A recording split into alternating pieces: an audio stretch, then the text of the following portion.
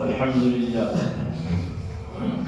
نحمده ونصلي على رسوله الكريم أما بعد فقد قال الله تعالى في كلامه المجيد والفرقان الحميد أعوذ بالله من الشيطان الرجيم إن الله وملائكته يصلون على النبي يا أيها الذين آمنوا صلوا عليه وسلموا تسليما ترشدون اللهم صل على سيدنا مولانا محمد وعلى آل سيدنا مولانا محمد قال الله تعالى في كلامه المجيد والفرقان الحميد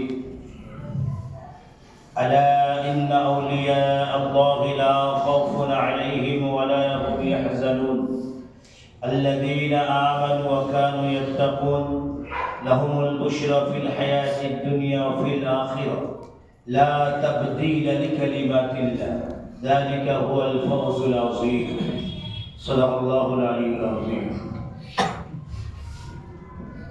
মহান রব্বুল আলামিনের দরবারে লাখ কোটি শুকর আদায় করি।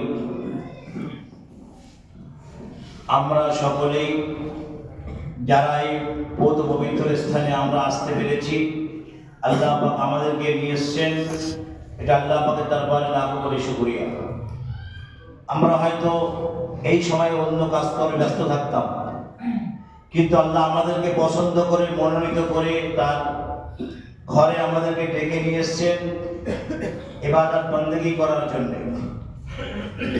সুতরাং গ্রামে অনেক মানুষ আছে যারা জুমার নামাজ পড়ে না, পড়ার চেষ্টাও করে না, তার থেকে আল্লাহ পাক আমাদেরকে অনেক অনেক অনেক মর্যাদা দিয়েছেন। আমরা সকলে বলি আলহামদুলিল্লাহ।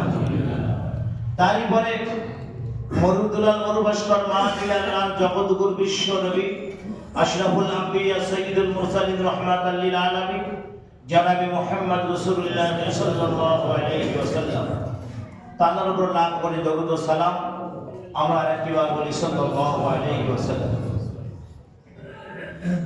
পবিত্র মাহে জমাদিউল আউয়ালের শেষ জুমা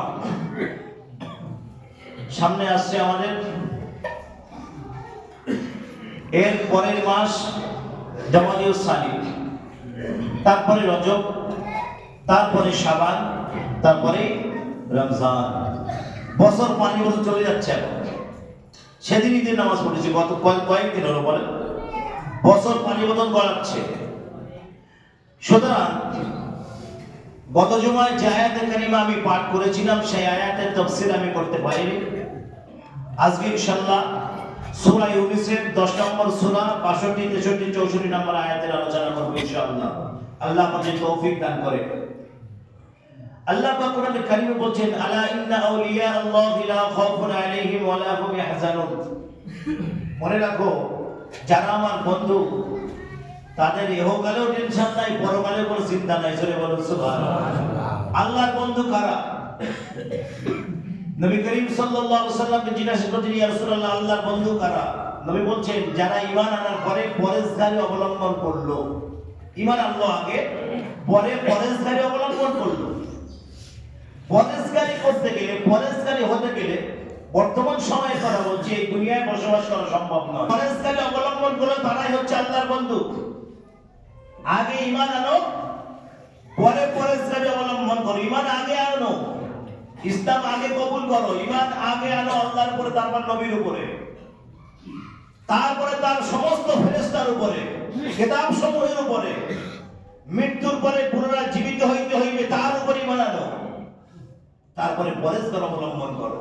পরেশগারি বলতে এক কথায় এই দুনিয়ার জমিনে চলাফেরা, ওঠা বসায় সমস্ত রকম সম্পর্ক যেটা আমাদের আছে বর্তমানে, এই সম্পর্ক সব ভিতরে, সবার ভিতরে পরেশগারি আনতে হবে। সব সম্পর্কের ভিতরে, সমস্ত সম্পর্কের ভিতরে পরেশগারি আনতে হবে। আমরা খাওয়া দাওয়া করবো, সেটাও পরেশগারি। আমরা আত্মীয়তার সঙ্গে সম্পর্ক রাখবো, সেটাও পরেশগারি। সমস্ত বিষয়ে পরেশগারি অবলম্বন করলো। রাসূল বলছেন তারাই হচ্ছে আল্লাহর বন্ধু। এখন সেটা কারা? এটা আমাদের মধ্যে কেউ আছে, হতে পারে। আমাদের মধ্যে কেউ থাকতে পারে, সেটা আমরা জানি না, হতে পারে না হবার কোনো কারণ নাই। আল্লাহ পাক যাকে চাইবেন তিনি তার বন্ধু বানাবেন।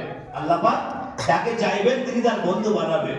যেমন আমি কথা বলি, আরিজুল মুহাদ্দিস নামে একখানা কিতাব আছে, ওই কিতাবের ভিতরে সে কিতাব কথা নেই। এক জামানায় আল্লাহর ওলিদের জামানা ছিল, সেই জামানায় নবীর জামানা শেষ।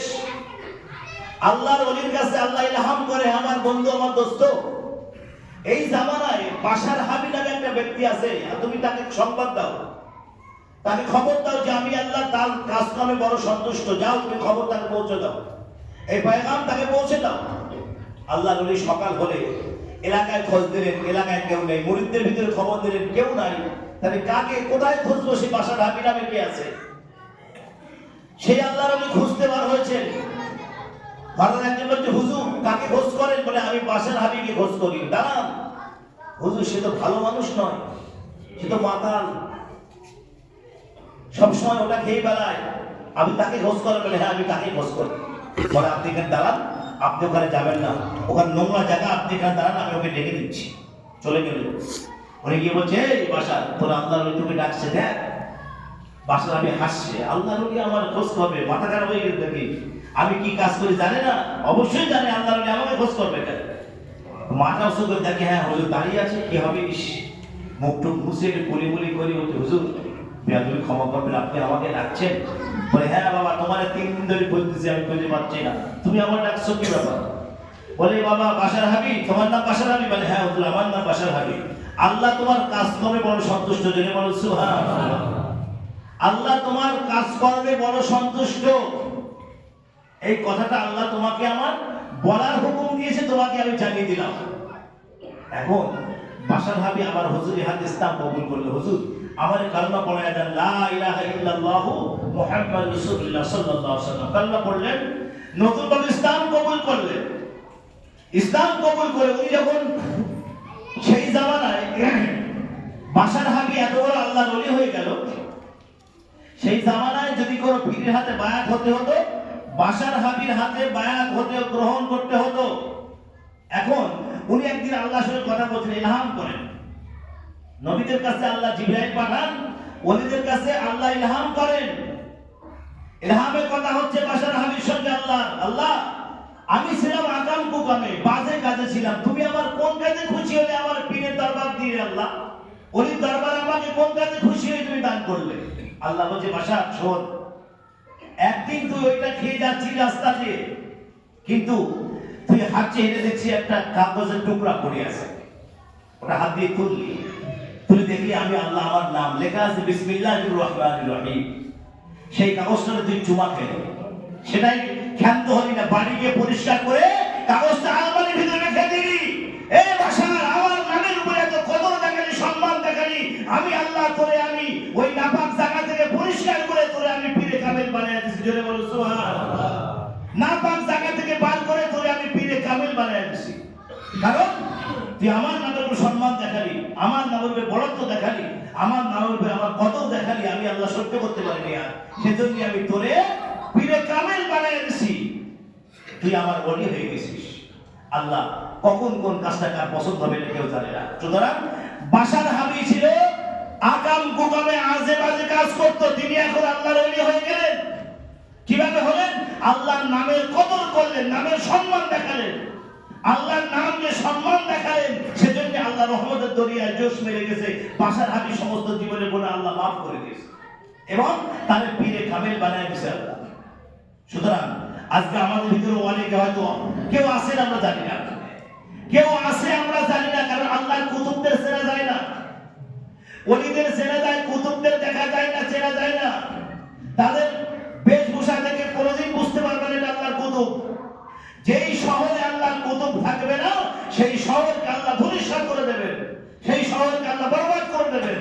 প্রত্যেক শহরে 4 জন করে আল্লাহর কুতুব আছে, আর গোটা বিশ্বের জমিনে 4 জন আল্লাহর কুতুব, এমন কুতুব আছে যাদের ওসিলায় আল্লাহ গোটা কায়নাত পরিচালনা করেন।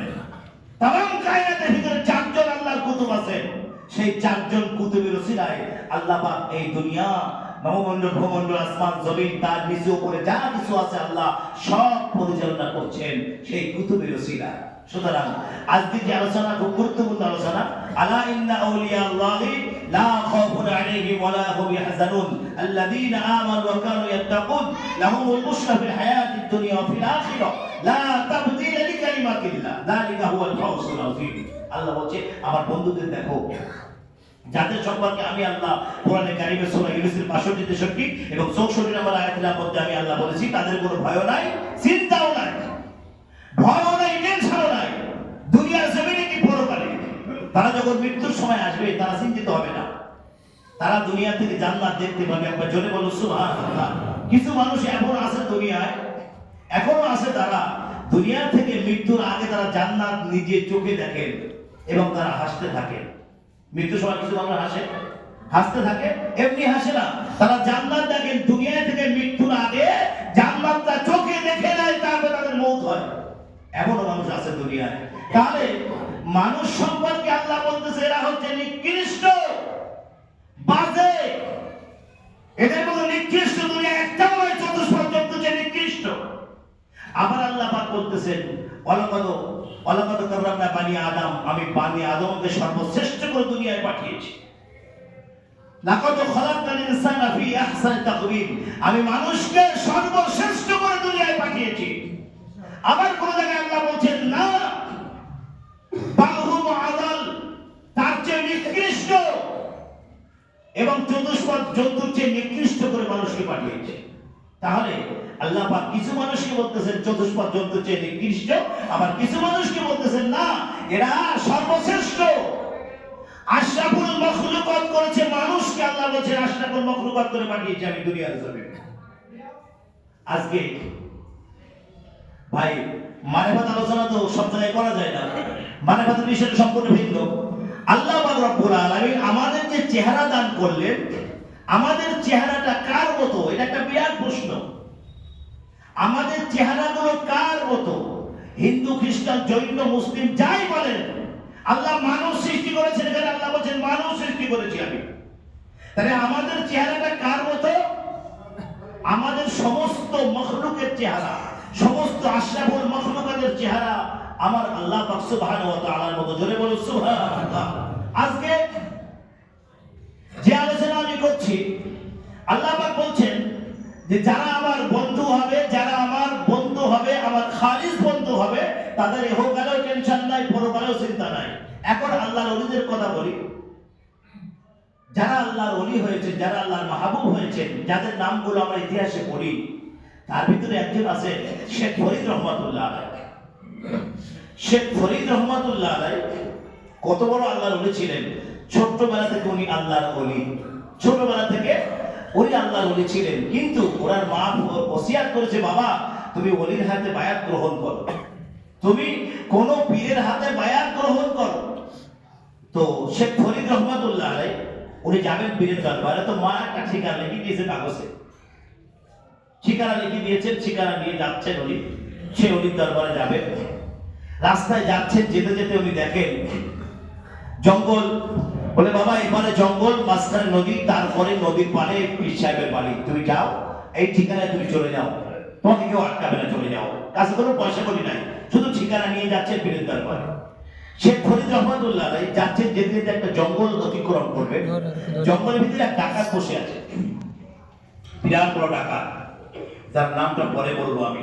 সেই ডাকাত পরে আল্লাহর ওলি হয়ে গেল। একবার জোরে বলুন না সুবহানাল্লাহ। কারণ ওলিদের সোহবত পেলে, আল্লাহর ওলিদের সোহবত পেলে ডাকাত মানুষ হয়ে যায়, চোর মানুষ হয়ে যায়। বড় পীর সাহেবের সোহবত থেকে চোর মানুষ হয়নি। বড় পীর সাহেবের সোহবতে চোরগুলো সব আল্লাহর ওলি হয়ে গেল। ইতিহাস পরে বলবো ইনশাআল্লাহ। পীরানবীর দস্তানের বড় পীর আব্দুল কাদের জিলানী রহমাতুল্লাহ আলাইহি এর সোহবত থেকে ডাকাতগুলো সব আল্লাহর ওলি হয়ে গেল। কারণ আল্লাহর ওলিদের সোহবত যখন কোনো মানুষ পায়, সেই মানুষটা আল্লাহর ওলি হওয়ার সম্ভাবনা থাকে বেশি। একবার জোরে বলুন সুবহানাল্লাহ। তো ডাকাত জঙ্গলের ভিতরে গাছের গোড়ায় বসে আছে। শেখ ফরিদ রহমাতুল্লাহ যাচ্ছে, বলে দাঁড়াও, কে তুমি? বলে আমি শেখ ফরিদ। কোথায় যাচ্ছ? বলে আমি আমার পীরের হাতে বায়াত গ্রহণ করতে যাচ্ছি। বলে আমি তো ডাকাত, তোমার কাছে যা আছে সব দিয়ে দাও, আর লাস্টে তোমার পল্লা দুখণ্ড করে দেবো, যা আছে দিয়ে দাও। বলে আমার কাছে কিচ্ছু নাই। আমার কাছে আমার মা একটা কাগজে ঠিকানা লিখে দিয়েছে, আমার পীর সাহেবের বাড়ি কোন জায়গায় সেই ঠিকানাটা কাগজে এইটা আমার কাছে আছে, বাকি আমার কাছে আর কিছুই না। তখন আল্লাহর ওলি মনে করতেছে এর তো বোঝানো সম্ভব নয়। তা শোন ডাকাত, তোমাকে একটা কথা বলি, তুমি যে ডাকাতি করছো জঙ্গলের ভিতরে, লক্ষ লক্ষ টাকা ইনকাম করছো, তোমার বিবি বাল বাচ্চা খাচ্ছে, তাহলে তাদেরকে জিজ্ঞাসা করা দরকার যে তোমার গোনার ভাগ তারা নেবে কিনা। তুমি যে গোনা করছো, এখানে মানুষকে হত্যা করছো, অসংখ্য মানুষকে হত্যা করেছো, তো তোমার গোনার ভাগ তারা নেবে তো? সে ফরিদ জিজ্ঞাসা করছে, ডাকাত বলছে অবশ্যই নেবে, আমার সন্তান ছেলে মেয়েরা অবশ্যই আমার গোনার ভাগ নেবে। শেখ ফরিদ রহমাতুল্লাহ বলছে তুমি বাড়ি যাও, বাড়ি গিয়ে তোমার স্ত্রীকে তোমার সন্তানদেরকে জিজ্ঞাসা করো যে তারা তোমার গোনার ভাগ নেবে কিনা। তখন শেখ ফরিদ রহমাতুল্লাহ দাঁড়িয়ে আছেন, ডাকাত বলছে তাহলে আমি বাড়ি যাই আর তুমি ওখানে পালিয়ে যাও। বলে না, আমি পালাবো না, মুসলমান কোনোদিন মিথ্যা কথা বলে না। কে বলছে? শেখ ফরিদ রহমাতুল্লাহ বলছেন মুসলমান কোনোদিন মিথ্যা কথা বলে না, আমি এখানে দাঁড়িয়ে থাকবো। তো শেখ ফরিদ রহমাতুল্লাহ বলছে তুমি আমাকে গাছের সঙ্গে বেঁধে যাও।